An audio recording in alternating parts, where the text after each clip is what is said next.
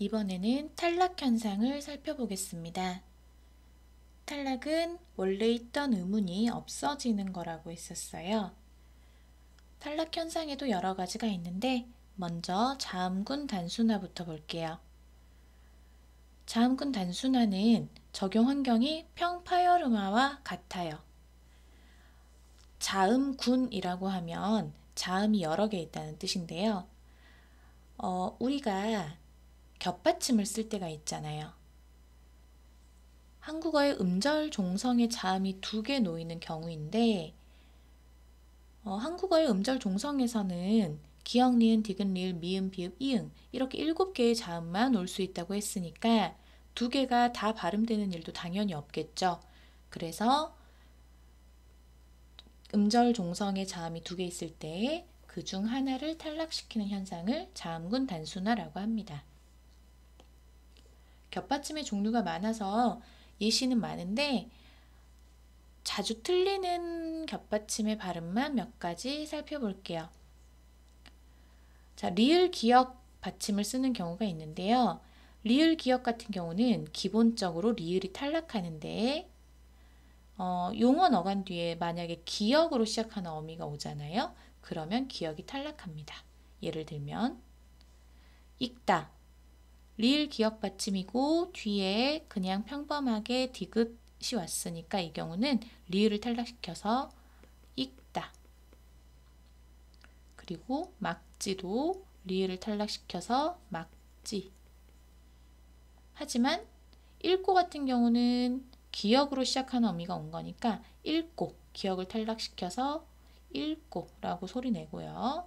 말게 같은 경우도 기역을 탈락시켜서 말게라고 발음합니다. 리을 비읍 같은 경우는 기본적으로 비읍이 탈락하는데 밥다만 예외적으로 리을이 탈락합니다. 그래서 넓다 같은 경우는 리을을 남기고 비읍을 탈락시켜서 넓다, 넓다, 넓고, 넓지, 넓게 이런 식으로 발음하는 거고요. 하지만 밥지의 경우는 리을을 탈락시켜서 밥지라고 발음합니다. 밥지, 밥고, 밥게.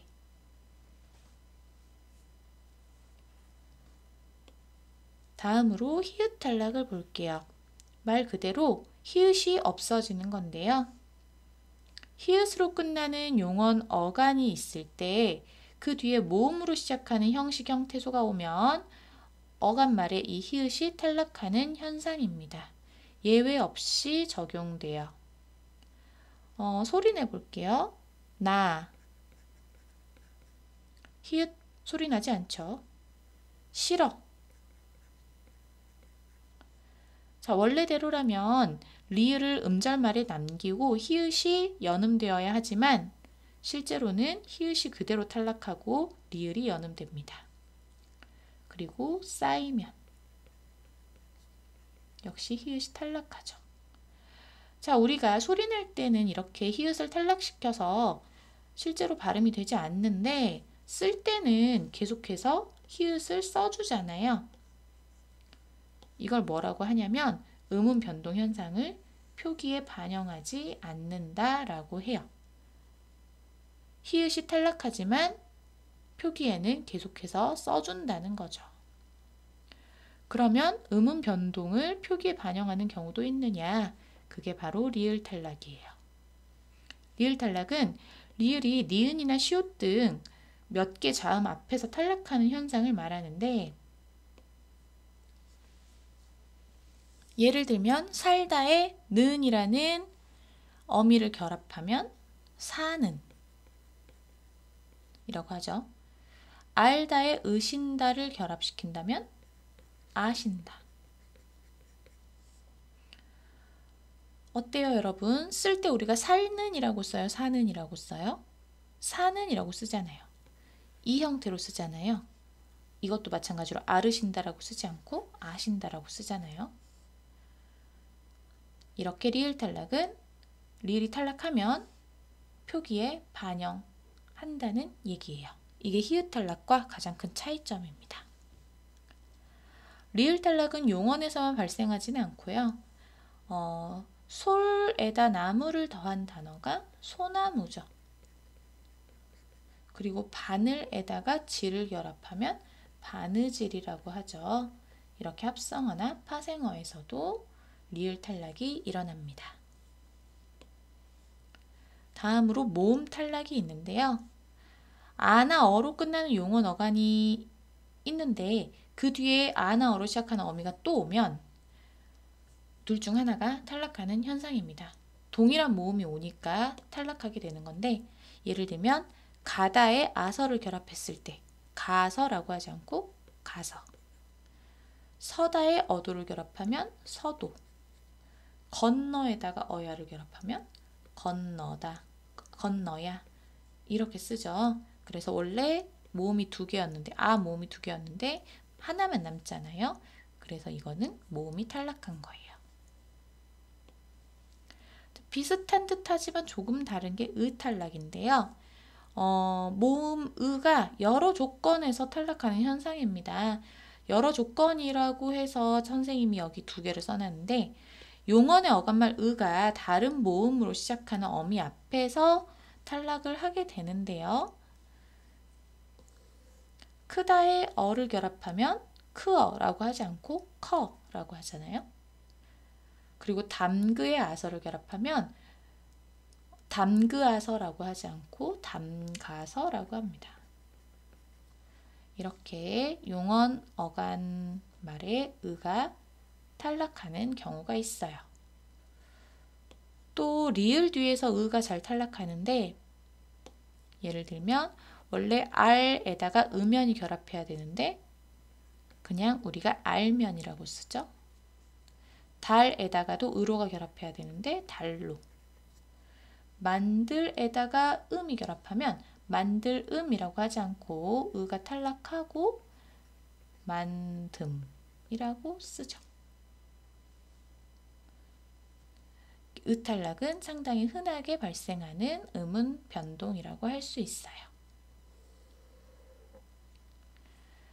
자, 첨가 현상을 보겠습니다. 첨가는 없던 음운이 새로 생겨나는 거였어요. 자, 첨가 현상은 크게 두 가지가 있는데요. 하나는 니은 첨가, 하나는 반모음 첨가입니다. 첨가될 수 있는 자음은 오직 니은밖에 없어요. 자, 니은은 보통 어떤 경우에 첨가가 되냐면요. 자음으로 끝나는 형태소 뒤에 단모음이나 반모음이로 시작하는 형태소가 올 때 그때 첨가가 돼요. 아까 교체 현상에서 단모음 이나 반모음 이가 영향을 주는 변동이 있었는데 기억나세요? 국외음화가 있었거든요. 그런데 니은 첨가도 약간 비슷한 환경에서 발생한다는 거죠. 자, 니은 첨가는 필수적으로 일어나는 변동은 아닌데요. 접두파생어에서 접두파생어라고 하면 접두사가 결합해서 만들어지는 단어를 말하는데 맨입 같은 경우는 입이라는 어근에 맨이라는 접두사가 결합한 단어잖아요. 그런데 실제 발음을 해보면 맨입이라고 소리가 나죠. 여기에 없던 이응이 생겼다는 것을 확인할 수 있습니다. 막릴 같은 경우는 어떻게 소리가 나죠? 막릴, 막릴, 막일이라고 하지 않고 막릴이라고 하잖아요. 자, 이 경우는 일이라는 어간에 막이라는 접두사가 붙은 건데 지금 막이라고 자음으로 끝난 형태소 뒤에 이 모음이 왔잖아요. 그래서 니은 첨가가 일어나는 거예요. 막릴, 니은 첨가가 일어났어. 그러고 나니까 니은 앞에 기역이 있잖아요. 이게 비음화가 일어날 환경이니까 막릴이라고 해서 교체가 한번 일어나는 거죠. 그래서 막릴이라고 소리가 났을 때는 첨가가 한번 일어나고 그 다음에 교체가 일어나는 변동이라고 볼 수 있어요. 다음 합성어에서도 흔하게 니은 첨가가 발생하는데 자, 솜니불 같은 경우 솜에 이불을 결합한 합성어인데요. 실제 소리가 솜니불이죠. 니은이 첨가됐어요. 두통약도 마찬가지. 두통과 약이 결합한 합성어인데 실제 소리는 두통약이 아니라 두통약이라고 해서 니은이 첨가가 됐는데 여기서 반모음 이의 존재가 확인이 될 거예요. 야 같은 경우 반모음 이에 어가 결합한 소리잖아요. 그래서 니은 첨가가 반모음 이 앞에서도 일어난다는 사실을 확인할 수 있죠. 자, 색연필이라고 하지 않고 색연필이라고 소리 냅니다. 이 경우는 색과 연필이 결합한 합성어인데요. 색이라고 해서 자음으로 끝나는 형태소 뒤에 여라고 해서 반모음 이로 시작하는 모음이 왔으니까 여기에서 니은 첨가가 일어나요. 색연필. 그리고 아까 본 것과 마찬가지로 니은 앞에 기역이 왔으니까 이게 비음화가 일어나서 색연필이라고 소리 내는 거예요. 마지막으로 단어 경계에서도 니은 첨가가 일어나는 경우가 있는데 문, 열다. 문이라는 단어와 열다라는 단어는 별개의 단어지만 실제로 발음을 해보면 문 열다 라고 한단 말이에요. 문 열다. 그래서 문 다음에 여가 오니까 니은 첨가가 일어난 경우라고 하겠습니다. 그리고 한국과 요리를 발음할 때 한국요리라고 하지 않고 한국요리라고 하죠. 이 경우도 계속 비슷해요. 기역 다음에 요라고 반모음 이로 시작하는 말이 오니까 먼저 니은 첨가가 일어나요.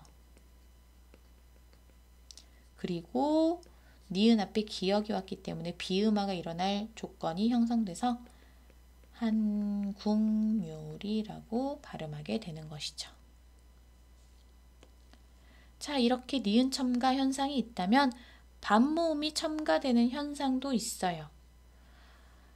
모음으로 끝나는 형태소와 모음으로 시작하는 형태소가 결합할 때, 즉 모음과 모음이 결합할 때 반모음이 첨가되는 현상이 있어요. 아주 많지는 않은데, 자, 피어 같은 경우는 아까 반모음으로 교체되는 현상처럼 반모음화처럼 펴라고 할 수도 있겠지만 이렇게 완전히 줄이지 않고 피어라고 발음할 때가 있거든요. 피어. 자, 쓸 때는 피어라고 쓰는데 발음을 피어라고 하는 거예요. 자, 그러면 원래는 어였는데 여라고 소리를 낸다는 거잖아요. 자, 여 같은 경우는 반모음 이에 어가 결합한 말이기 때문에 없던 반모음 이가 첨가된 변동이라고 볼 수 있어요. 뛰어 같은 경우도 비슷해요.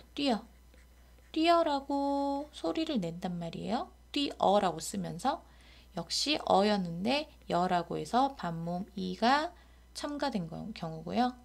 아니오 같은 경우도 쓸 때는 아니오라고 쓰지만 소리 낼 때는 아니오라고 자연스럽게 소리가 나죠. 이 경우도 오가 요로 사이에 반모음 이가 첨가된 경우라고 말할 수 있겠습니다. 마지막으로 축약입니다. 축약은 두 개의 서로 다른 모음이 합쳐져서 제3의 음운이 되는 현상이었어요. 두 개의 서로 다른 음운이 합쳐져서 제3의 음운으로 바뀌는 현상. 자음이 축약되는 경우가 있고 모음이 축약되는 경우가 있는데 자음이 축약되는 현상을 유기음화, 다시 말해 거센 소리 되기라고 합니다. 히읗이 기역, 디귿, 비읍, 지읒과 만났을 때 유기음, 다시 말해 키읔, 티읕, 피읒, 치읓으로 실현되는 현상을 말하는데요. 보통 평파열음보다 먼저 적용될 정도로 굉장히 앞서서 일어나는 변동 현상이에요. 자, 히읗이 앞에 있을 때도 실현되고 뒤에 있을 때도 실현되는데 자, 앞에 있는 경우에 놓고, 히읗과 기역이 만나서 키읔으로 바뀌죠. 많더라, 히읗과 디귿이 만나서 티읕으로 실현되고요. 끌치. 히읗이 지읒과 만나서 치읒으로 축약됐습니다. 히읗이 뒤에 올 때도 있어요. 맏형. 맏형. 디귿과 히읗이 만나서 티읕으로 소리 난 거고, 그리고 법학. 밝히다. 꽂히다. 전부 기역이나 디귿이나 비읍이나 지읒이 히읗과 만나서 거센 소리가 되었음을 확인할 수 있죠. 모음 축약도 있어요. 모음 축약 같은 경우는 단모음과 단모음이 축약되어 제3의 단모음으로 바뀌는 현상을 말하는데 흔하지는 않아요. 그리고 현재 사용하는 언어에서 쉽게 발견할 수 있는 것은 아니고요. 사이 같은 경우 우리가 새라고 줄여서 쓰기도 하잖아요. 그리고 보이다 같은 경우는 되다라고 줄여서 쓰지 않습니까? 자, 사이 같은 경우 아와 이가 만나서 에라는 새로운 단모음으로 바뀐 거고요. 보이다 같은 경우는 오와 이가 만나서 외라는 또 새로운 제3의 단모음으로 바뀐 거죠. 이걸 모음 축약이라고 부릅니다. 여러분 여러 개의 강의 들으시느라고 고생 많으셨고요. 수업 시간에는 좀 더 다양하고 풍부한 예시 그리고 구체적인 설명으로 조금 더 이해를 잘 하실 수 있을 거예요. 이 강의를 듣고 조금 이해가 안 된 부분이 있더라도 수업 시간에 추가적인 보충 설명 그리고 친구들과의 모듬 활동을 통해서 더 많이 이해하실 수 있을 거고요. 혹시 어렵거나 끝까지 이해가 안 되는 부분이 있다면 선생님에게 언제든지 주저하지 말고 질문해 주세요. 그리고 이 영상은 나중에 추가로 공부하고 싶을 때 계속 반복적으로 보시면서 이해를 넓혀 가시면 좋겠습니다. 그럼 오늘은 여기까지 하겠습니다. 수고하셨어요.